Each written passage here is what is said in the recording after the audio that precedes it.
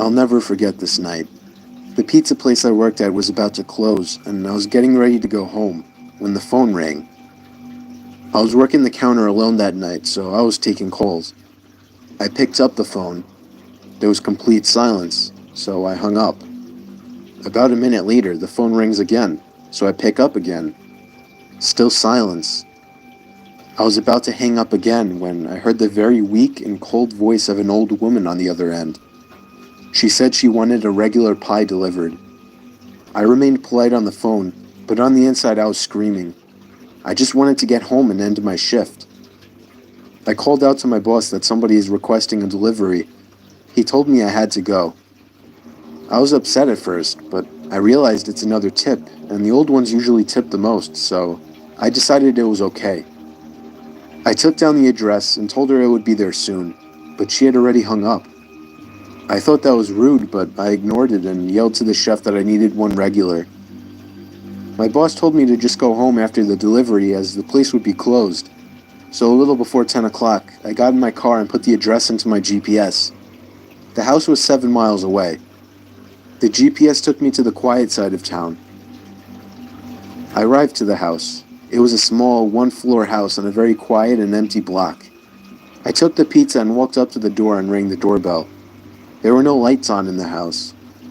I hoped that she hadn't given me the wrong address. I rang the doorbell again. There was still no answer. I was about to give up when I turned my head and saw somebody standing at the window. I got a little freaked out and backed up at first, but I eventually got closer to the window to see the person. It was an old woman, probably in her late 70s. She was just staring at me with a blank expression. I yelled to her through the glass that I had her pizza. She didn't react to what I said, so I screamed it louder. A big smile ran across her face. Not a pleasant, genuine smile. It was a smile that sent chills down my spine. I still remember that exact face she made through the window. I decided that I was freaked out enough and got back to my car and set the pizza in the passenger seat. I had to text my boss about this. I shot him a quick text and started my car, ready to get the hell away. I looked to my right to get one more look, to see the woman standing right outside my passenger side window, giving me the same stare she had given me before. I put my car in drive and floored it down the street, not looking back. My boss never made me do a late night delivery again.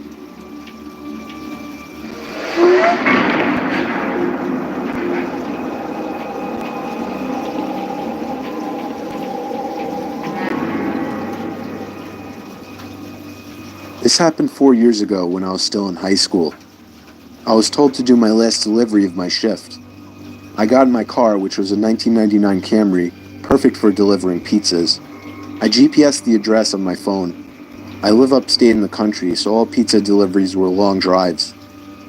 I remember the sun was starting to set, so it was probably around 7 o'clock. I'd say after a good 15 minutes of driving through the foresty dirt roads, my GPS said I had arrived. It was an old little cottage-like house made almost entirely of wood. It was sitting all by itself in the middle of absolutely nothing but forest.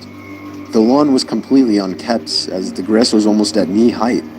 I was used to this kind of thing, so I didn't think much of it. I took the pizza to the front door.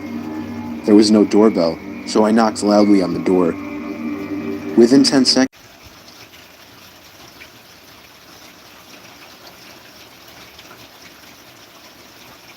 the inside of the house.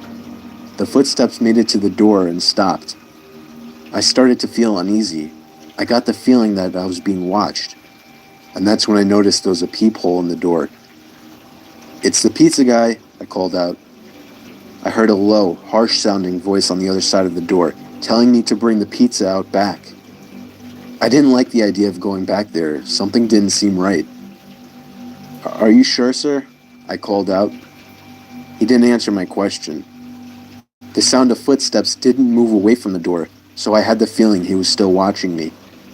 I almost found myself walking back to my car, but I decided I didn't want any trouble with my boss. The last time I brought a pizza back, he gave me attitude, so I reluctantly walked through the uncut grass and around the small house to the back. I remember there was a shed and a little patio back there. In the patio, There was a table with 4 chairs surrounding it. In one of the chairs, facing away from me, I saw the head of somebody sitting in the seat. I began walking over and said, "Excuse me," but the person didn't even move an inch. "Excuse me," I said again louder. Then from behind me, I heard, "Psst, over here." I turned around to see a man poking his head out from the corner of the house, looking at me with a crazed smile. "Come over here, I want to show you something." I freaked out, turned around and ran around the house in the opposite direction, back to my car, for some reason still holding the pizza. I got in my car, started it, and got away from there. On my way back to the pizzeria, I pulled over to the side of the road and called the police. Eventually, I was informed that there was no sign of anybody having been in that house for a long time. I quit my delivery job a few days after that. I have no idea what would have happened to me had I gone up to that man, but to this day, I still wish I had just turned my head to see who or what was sitting in that patio chair.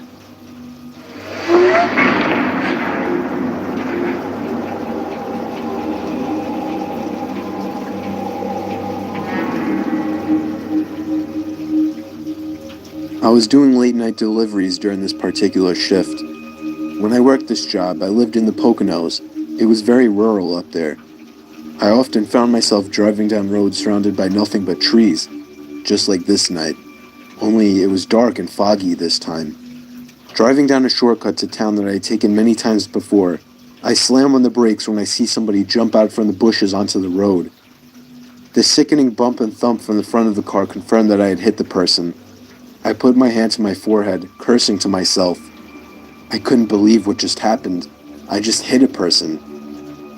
I got out of my car and checked to see if they were all right. It was a man wearing a black hoodie with the hood up. He lay motionless by my car tire. I had no idea what to do. At this point, I was panicking.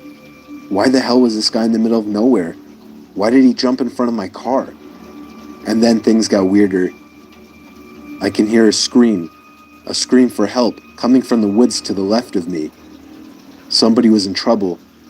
I looked at the man I hit with my car. He was still on the ground, motionless. I'd only be gone for a minute, I figured. For whatever stupid reason, I thought it was okay to leave the man behind, to go into the woods. I moved in the direction I heard the scream originally, hoping to hear another, but it was just total silence, except for the night creatures making their sounds. "Where are you?" I yelled out. It was at that moment I heard the sound of a foot crushing the leaves on the ground. I turned in the direction of the sound, and even in the dark and foggy weather, I could still make out the figure of somebody hiding behind a tree opposite me. I ran as fast as I could back to my car, looking back constantly to make sure I wasn't being followed. When I got back to my car, the man I had hit was gone. I didn't stick around to wonder where he went. I just got back in my car and proceeded down the road. My heart was racing the whole drive through, but I still ended up delivering the pizza. I got to the house, and when I rang the bell, a middle-aged woman answered. After paying, I noticed that her eyes focused on something behind me, and then she asked me, "They let you guys have delivery partners now?" I was confused and asked her what she meant, and she told me, "You got someone with you in your car." I felt a pain in my stomach as I turned and saw somebody sitting in the back seat of my car. I called the cops using the woman's phone, and they arrived shortly after, but the person in the back seat of my car was already gone. The scariest thing about this whole story, the police found a blood-stained knife on the floor of my car where the man was hiding.